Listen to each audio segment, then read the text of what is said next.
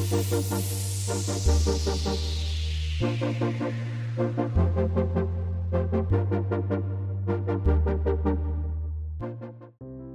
ini kita nak bincangkan isu yang sangat dekat dengan masyarakat, iaitu body shaming. Pernah tak awak jadi mangsa?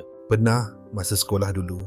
Orang suka komen pasal badan, kadang-kadang niat bergurau tapi sakit juga hati.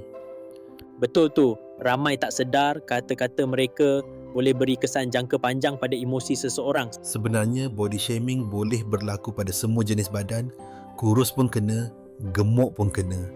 Macam tak ada. Setuju, kadang-kadang keluarga pun suka bandingkan badan kita dengan orang lain konon untuk motivasi. Tapi motivasi macam tu sebenarnya lebih kepada menjatuhkan semangat.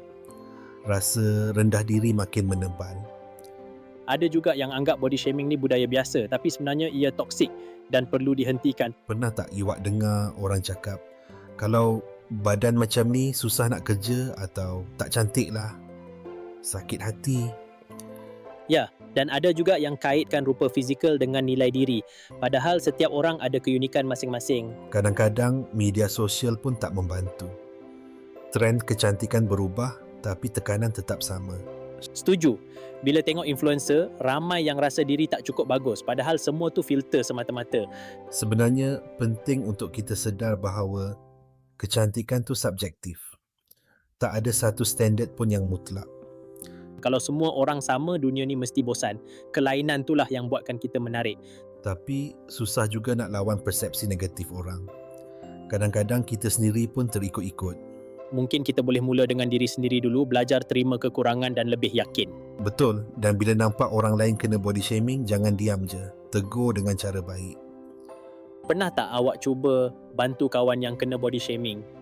Pernah saya cuba tukar topik atau cakap benda positif pasal dia. Kadang-kadang itu dah cukup.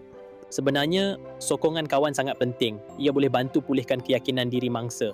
Kalau semua orang lebih prihatin, budaya body shaming mungkin boleh perlahan-lahan hilang. Harapnya. Apa pendapat awak? Patut ke sekolah ajar tentang empati dan penerimaan diri dari awal? Sangat setuju. Kalau dari kecil dah diajar hormat perbezaan, generasi akan datang mungkin lebih terbuka. Jadi lepas ni kalau dengar body shaming, kita tegur dan jadi suara perubahan. Betul, perubahan bermula dengan satu suara. Mungkin hari ini suara kita, esok suara ramai. Fikirkan, kalau dunia tanpa body shaming, mungkin lebih ramai yang berani jadi diri sendiri. Betul.